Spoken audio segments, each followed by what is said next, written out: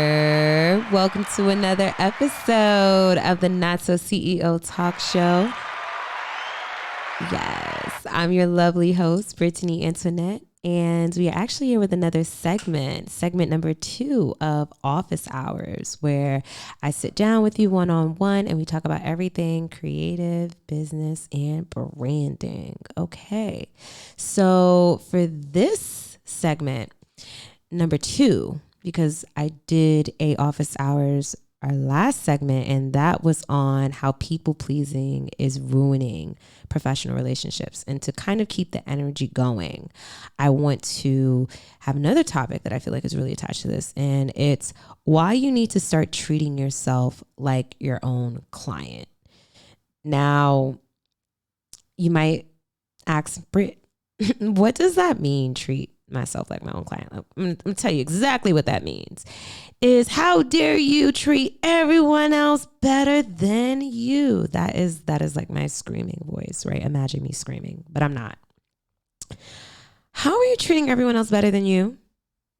Riddle me that. Okay. And the question I want to ask myself, right? No, but seriously, they're like, if you don't put yourself first, who's going to put you first? And a lot of the times when you are in the service business or, I wouldn't really say this goes for product-based businesses as much as it does service-based businesses. But treating yourself like your own client actually gives you insight on the way you view yourself. So if you don't feel like you deserve more, if you feel that there is nothing better than what you could possibly attain to or receive, then that's all you're going to attract. You're going to attract exactly what you think you don't want, but you're on a vibratory level, that's what you're attracting.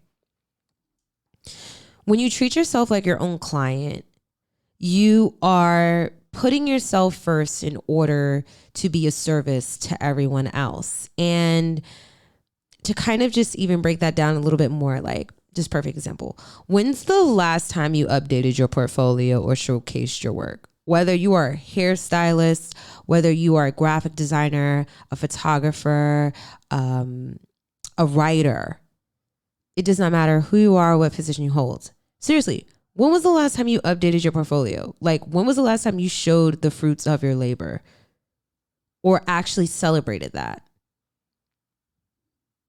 And a lot of us get so caught up in the busyness of our business that we use the excuse of like hiding behind the scenes so that way we don't have the responsibility of showing up for ourselves in the way that we show up for other people. It's just so much safer, right? It's just so much safer to do that. And when you get so wrapped up in just working all the time, you actually just forget why you're in business in the first place. You forget that you're here to market. You're here to sell. You're here to convert customers. You're here to connect to customers. You're here to create community. And you can't do that if you're just working all of the time. And that's why it's important to actually work on your business aside from just working in your business. And there is a distinct difference between the two. And I'm going to explain the difference. I'll use myself as an example. Me working in my business is me designing, me strategizing for clients, me creating brand guidelines. It looks like me showing up to meetings and whatnot. Working on my business looks like me developing new strategies for my company. It looks like me taking the time out to plan my calendar for the month.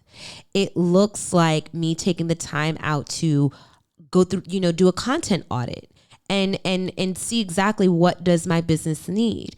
Me working on my business looks like me investing and hiring people to take my business to the next level. And when you're so consumed with busy work as an entrepreneur, you actually minimize your potential of being able to grow because you're spending so much time focusing on the actual brunt work in your business that you're not utilizing a strategy in order for you to actually get ahead as a business owner. And I feel that a lot of creatives do that. A lot of creatives get so lost in the art that we forget that business is business. And I get it, right? We want to, for myself, I'm very partial to it. And this is just me being very objective when I say, yes, while I love the art and this art comes from me, I'm sorry, but my bills got to be paid. And in order for me to live a life as to where I'm happy and I can show up every single day, I need to be able to show up for myself. So in order for me to show up for my clients, I need to show up for me. And in order for you to show up for your customers and your clients, you need to show up for you. Imagine if everyone just got the 60% version of you versus the 150% version of you. Imagine what that impact would do, right? So I want to actually talk about the ways in which we can start treating ourselves like our own clients. So there's a lot of things that you can do. So I actually tried to narrow it down, So for one, give yourself grace. Give yourself grace. There's been so many times where I have seen people be the judge, the jury, the defendant, the plaintiff, and they beat themselves up. You always on trial. How you always putting yourself on trial? That's crazy, right? You need to give yourself grace, right? You are human. You did not come to this planet with a manual on how to do everything correctly. And not all of us are perfect. We're perfectly imperfect. And I think the idea of perfectionism has low-key got us all fucked up because I actually learned this, that perfectionism is a trauma response and that we're so afraid to undergo criticism and feedback that we will protect ourselves from that by busying ourselves by making things perfect than actually creating things because it feels fulfilling. We're basing it on the way people value us rather than the way we value ourselves. Number 2, give yourself the 5-star experience. And what I mean by that is go the extra mile for yourself, right? You ever go to a restaurant and you're like, oh my God, they went above and beyond for me. Go beyond and above and beyond for you. Okay? Give yourself that 5-star treatment. Ooh, I wish I could give myself the brand guidelines. I be designing for people. I have people ask me for a business card and I've designed so many business cards I don't even got one to give out. That's crazy. How is that possible? How am I not giving myself the luxury that people pay me for? What? That's crazy. No. Start treating yourself like a 5-star chick. A 5-star chick. 5-star chick. I think Gucci Mane did that one, 5-star chick, if I'm not mistaken. I just remember Nicki was on it, and I love me some Nicki. So, prioritizing your business. Number 3, prioritizing your business, not just your services. So again, remember what I said about working on your business rather than just working in your business? Prioritize your business and not just the services. Maybe you need to work on the marketing and the way your marketing is coming across. Maybe you actually need to be spending some time and creating content to distribute across your social media platforms, right? You need to do things to put your business ahead of the game. Okay. Yes. Your services that you provide and the results. Yes. That end result is yes. That's what's going to put you there. Of course. But on the back end, you still gotta eat. You want to come up, you want things to be more efficient. Things can always be improved, right? You always have an opportunity to improve your processes, to improve your operations, your lead process, how you attract and acquire customers. You need to be able to prioritize time to do that. And speaking of prioritizing time, number 4, scheduling and blocking out time to work both on your business and in it. So maybe creating a separation between on when you actually are doing work for clients or customers versus the time that you're actually spending on working on your business. So maybe that might look like something like maybe task batching, where you do similar task of the same category together on certain days of the week, or maybe tasking on certain days, where certain days of the week where you might do the content creation for your brand, and then maybe on Tuesday you might meet with wholesalers, and maybe that's your day to pack orders, and Wednesday might maybe be your other time to pack your orders. So you want to be able to allocate and utilize your time effectively, so that way you can, yes, do the services that you need to in order to pay your bills plus more, but also be able to work on your business so that way you can, elevate your client experience and elevate your processes and elevate your workflows. You need to make time and schedule out time to do this. If you can, try to do this weekly. Maybe pick one day a week where you just go in and you evaluate everything that needs to get done for both the services that you need to do versus the actual business itself. Okay. And also scheduling personal time. Right. I don't really like to keep separate calendars for my personal and my business. I like to keep them together now, just because there will be times where I'll be like, yeah, I can book this meeting, and then come to find out, girl, you got a doctor's appointment. You really about to miss this doctor's appointment? Like, you can't do that. So I like to see everything together. And I like to make sure that I actually am pretty intentional about scheduling my personal time. Okay.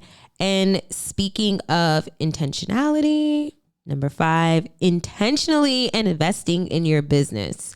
You want to be intentional about what you're giving in, because what you give it is what you get back. Okay?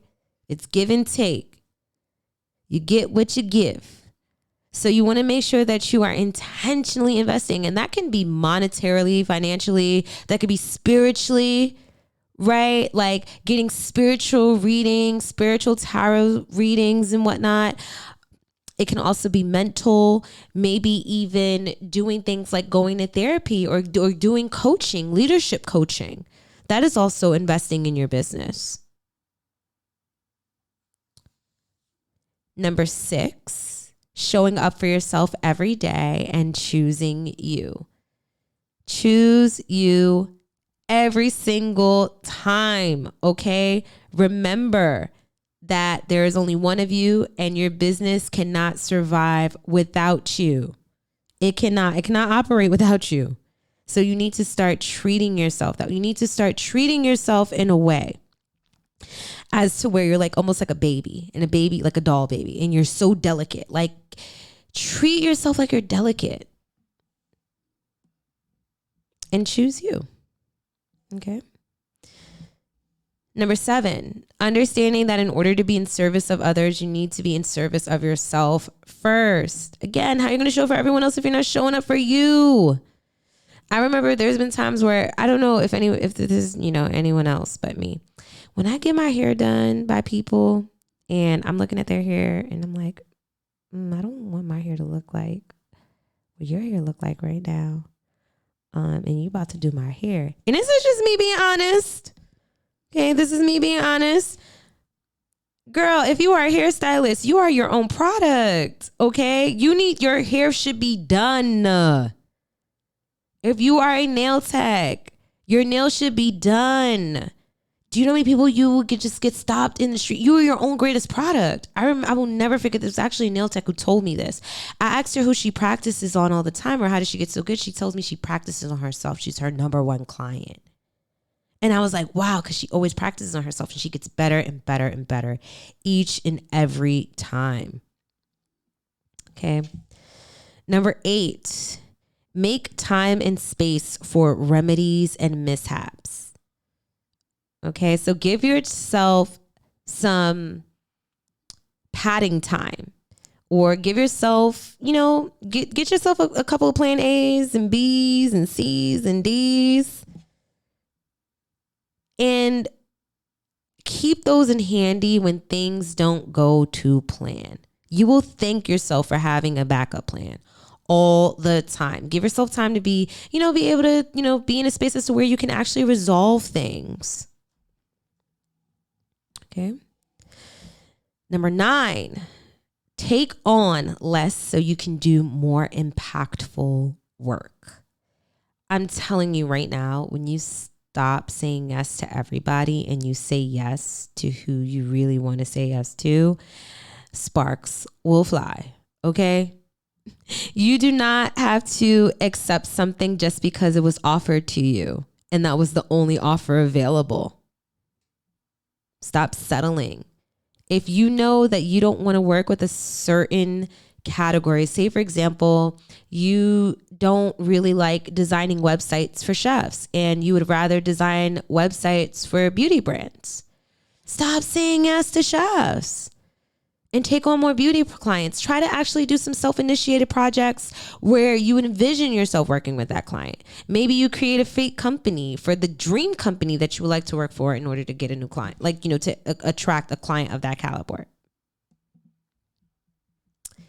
And I think, did I say, I didn't do number 10 yet. Yeah, number 10 is managing your metrics. So managing your metrics is a great way to actually see what's working for you, what's not working for you, what people are attracted to, what they're engaged to, the impressions, so on and so forth. You actually want to make some time at least once a month. If you don't care about being obsessive, doing it, do it once a week. Do what floats your boat. Do what works for you. Manage your metrics. Monitor your analytics. See what's working for you. Spot that ahead of time. Foresight. Remember, see what content has gotten the most engagement and see how if you can make that a hit again. See if you can develop more content like that. But you need to take the time and the space to be able to gain that clarity, to be able to analyze. Number 11, remember, you're here to sell, not just here to work. You are not just here to work, behind the screen. You are not meant to just slave your life away while your client is twerking on vacation in South America and you here doing the work. Right? You are here to sell as well. Don't you ever forget that. You're not just here to play, the antagonist behind the scenes that no one knows of. Right? You're not here to play the background. What's that movie? Is it the Temptations? He's like, nobody ain't come to see you, Otis. Is it the right? Like, what? Like, you are here, and this is something that I'm just noticing. Like, you got to remember, like, I don't care what anyone says, we are all main characters, okay? We are all main characters, and we all have the right to be our own main character in our own lives, right? As a business owner, you are here to share your gifts and your talents and your passions with the world and forge community and connect them and create even doper products and experiences for them and create this unit, right? Create this legacy brand. You are here to sell. How are we ever gonna know like you exist if you're not showing up in other places aside from just doing the brunt work? Like, we need to see you, okay? And this is, again, to myself. I need to, CC myself on this, speak to myself aloud when I say this, okay? So don't forget, like, you're here to sell. You're not just here to work. I get it. Some artists just like to be artists, but once you get in commerce or you start transactions where people want what you have in exchange for money, like, we got to boss it up. We cannot let ourselves be taken advantage of just because we love the art. This is a business. What did Jay-Z say? I'm not a businessman. I'm a businessman. Let me handle my business. Damn. Okay. Words of Sean Carter. Times of Sean Carter. Okay. And lastly, number 12, again, Go that extra mile for you. So that is just a reminder. So always go the extra mile for yourself the same way you would go the extra mile for a client. Okay, the same way that you say, you know what, I'm going to get this done early and I'm going to get this done early and I'm going to do it this way and I'm going to do it that way. And they're going to be so excited and be so happy in how you go ahead and you make extra deliverables for them and you take 5 extra pictures and you edit 10 for free. Do that for you. Take that same level of enthusiasm and excitement and apply that to your endeavors, whether they be business, creative, personal, whatever. Apply that same energy. Treat people, they say that, what's the saying? Treat people the way that you want to be treated, right? They say that, and I get that. That's actually the golden rule in marketing. Treat people the way that you want to be treated. And the platinum rule is treat people the way they want to be treated. Treat people the way they want to be treated. So to that, I actually answer in response. Show people the way you expect to be treated.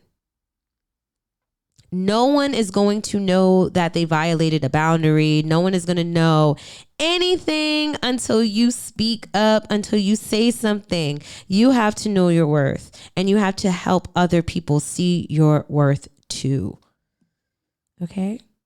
So again, take things to the next level for you. The way that I remember, I think I wrote this on Twitter the other day. It was something to the extent of, treat yourself the way that you would treat your clients or treat your friends. In this instance, we're going to say your clients. Treat yourself the way you would treat your clients. So treat your business or your projects the way that you would treat your clients. So if it's upheld with the most integrity and respect and love and compassion and enthusiasm, we need to make sure that we do the same for ourselves.